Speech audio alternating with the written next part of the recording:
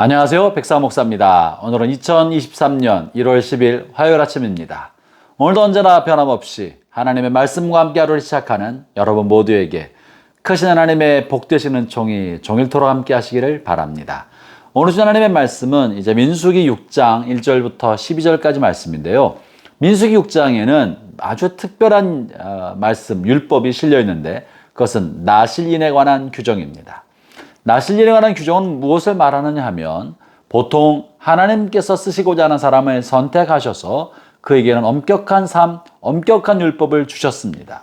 특별히 그들 중에는 태어날 때부터 하나님의 사람으로 규정된 사람들이 있었죠. 예컨대 레위인들이 그랬고요. 제사장들이 그런 것입니다.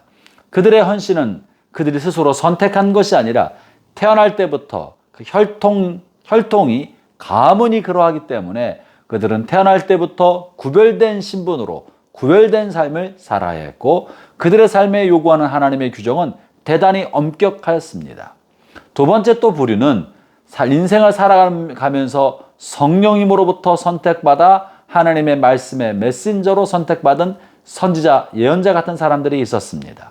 그들은 삶을 살아가는 도중에 하나님께서 선택하셔서 하나님의 말씀을 부어주시고 그리고 그들의 삶은 하나님의 높으신 기준에 맞춘 엄격한 삶을 살게 하셨던 것이죠.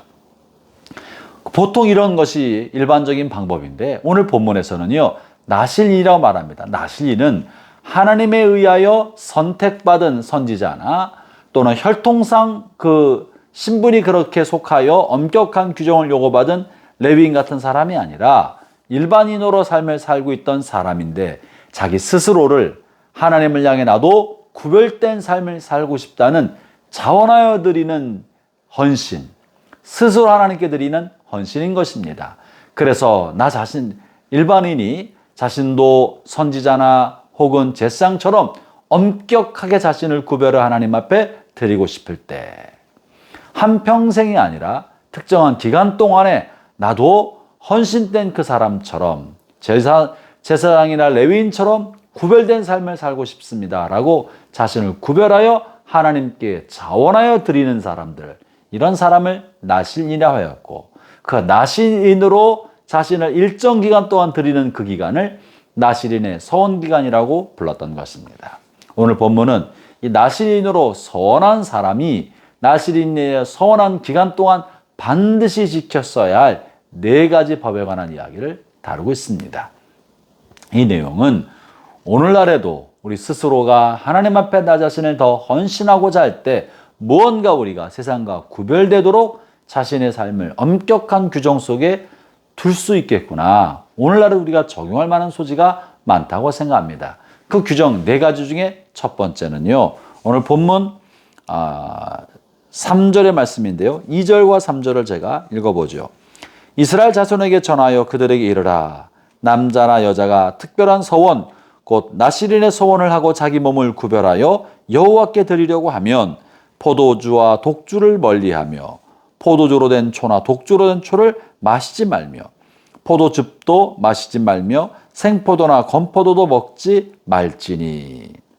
자신의 몸을 구별해 하나님께 드리는 그 기간 동안에 첫 번째 해야 할 규정은 포도주나 독주, 소주 이런 술들을 알코올류를 일절 입에 대지 말라는 겁니다.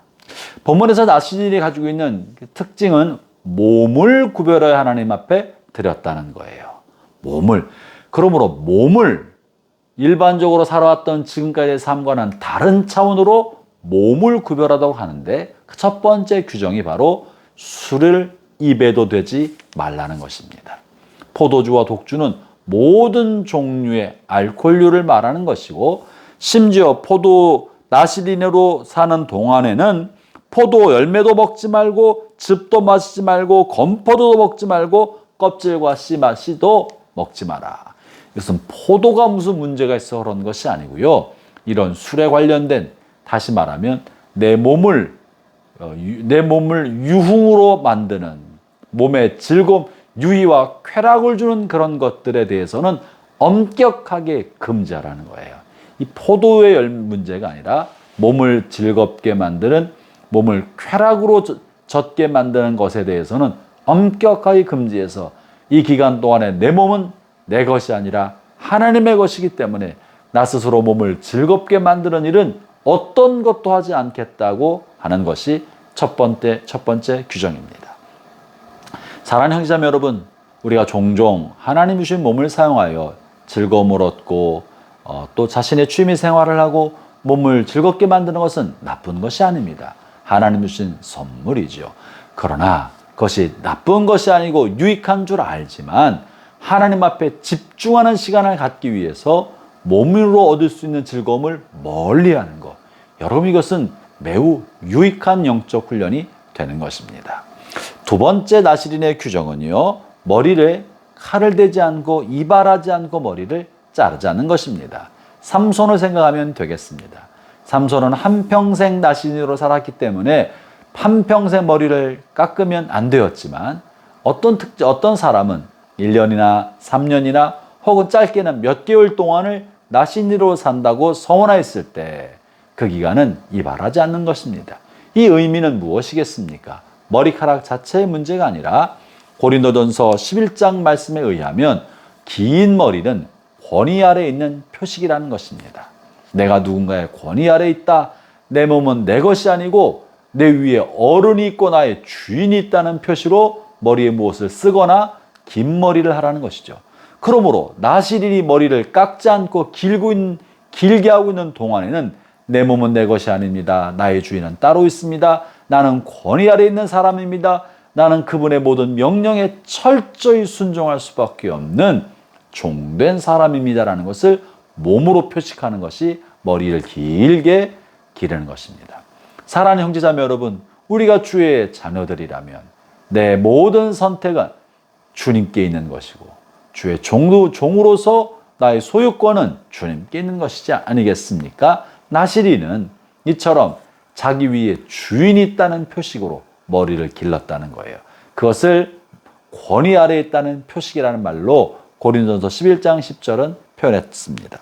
세 번째는요, 시체를 가까이 하고 만지면 안 된다는 것입니다. 시체가 몸에 닿으면 몸이 부정해진다는 것이죠. 그러나 우리가 시체를 만질 수 있는 기회가 언제 있겠습니까? 위급한 사람을